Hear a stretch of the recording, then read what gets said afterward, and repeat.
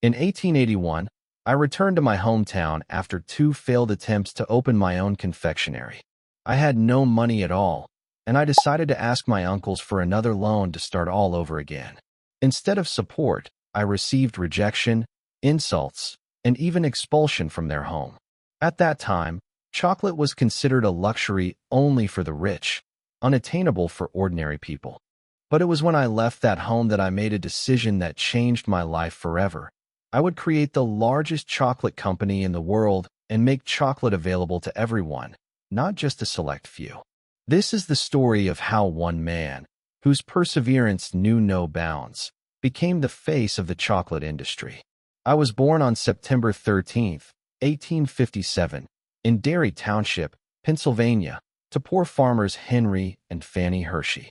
Our family's livelihood was precarious, largely due to my father's business failures. When I was 2, my father sold the farm to pursue the Pennsylvania oil boom. Oil was a necessity for every American, and those who found it became rich almost overnight.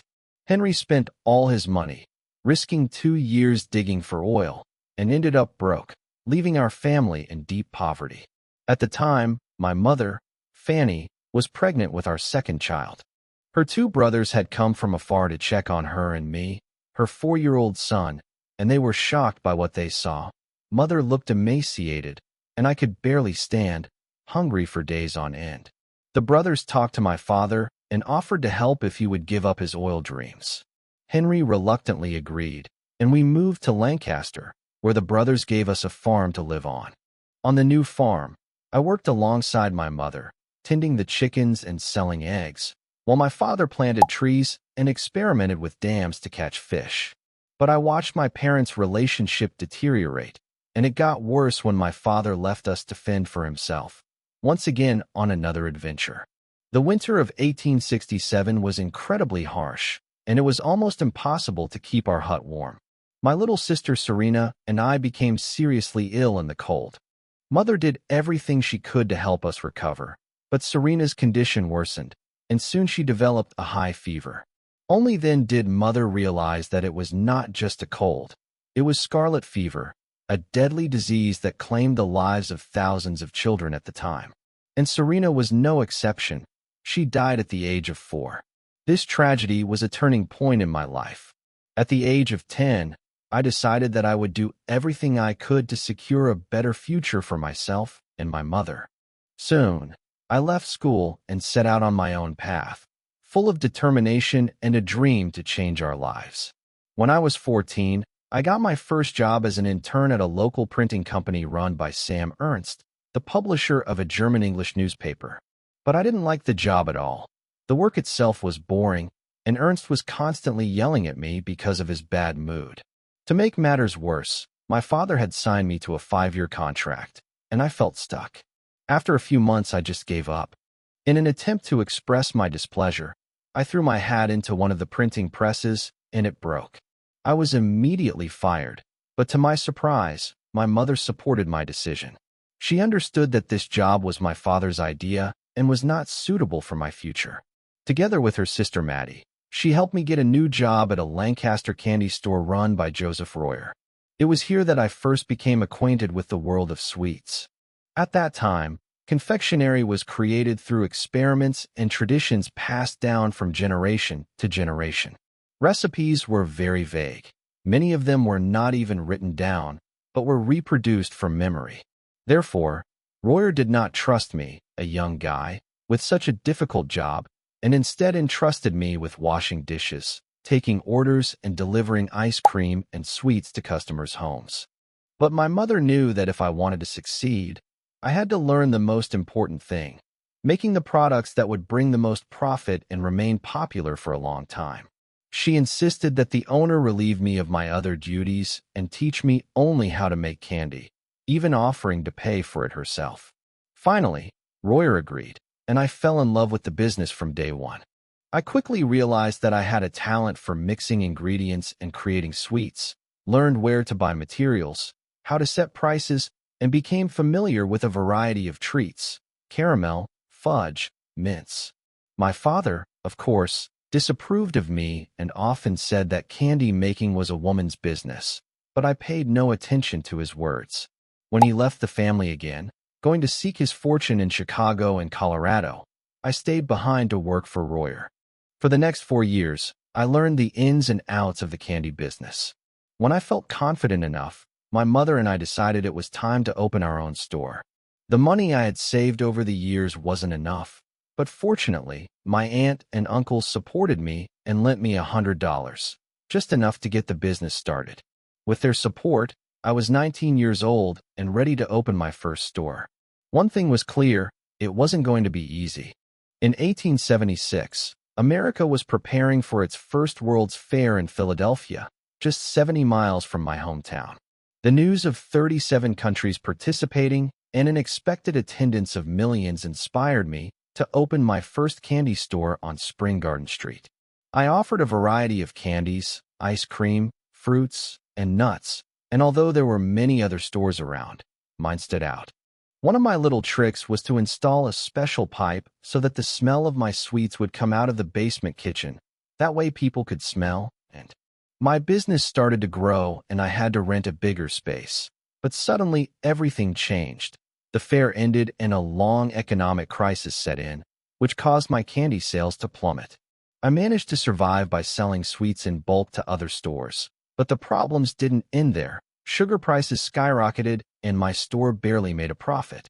To stay afloat, I borrowed money from my uncles, worked so hard for 5 years that I finally collapsed from exhaustion and fell ill. One day I received a letter from my uncles. They would no longer give me money and advised me to close the shop, trying to save something. I was 24 and had no choice but to declare bankruptcy. I lost not only my business. In 1881, my father heard about the silver boom in Leadville, Colorado, and wrote to me to join him. I figured I had nothing to lose, so I agreed. But when we arrived, I realized that the silver we had come for had long since been taken. I decided to ignore my father and got a job at a candy shop in Denver that specialized in caramel.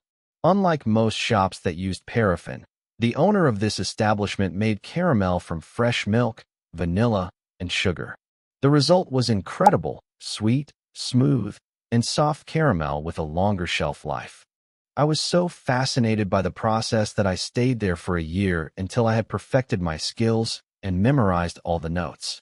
When I felt ready to move on, I decided to open a new store in one of the most competitive cities in America, New York City.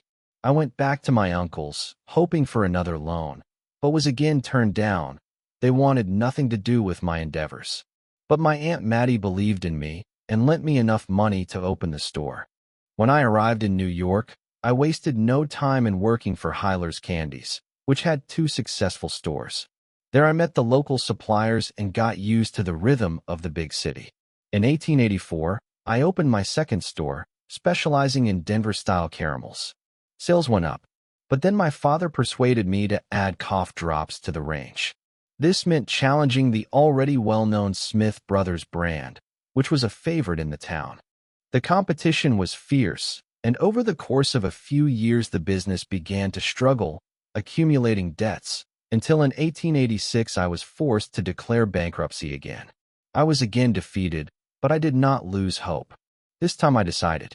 The return to Lancaster was not easy, but I mustered up the courage and went to my uncles to ask for another loan. I told them about my new caramel recipe and explained that this time I had a better chance of success because I could buy the ingredients at home. But my uncles had already lost patience and said that I was no different from my father, calling me. Left with no support, I turned to my former accountant, William Lebkicker, who lent me money so I could start over. Using leftover materials from my New York store, I began making caramel and selling it from a cart on the streets of Lancaster. Using fresh ingredients and all the tricks I had learned earlier, I was able to create the perfect caramel that people would love. I started the Lancaster Caramel Company, and as sales grew, I reinvested all the profits, renting first a cart and then a small production space. My Aunt Mattie, seeing the progress, agreed to lend me another $700 for equipment, but this time the money was needed. At first, business was slow, and I was worried about how I would repay the loan. Then one day a British importer tried my caramel. was delighted with the taste and shelf life, and ordered a large batch to London.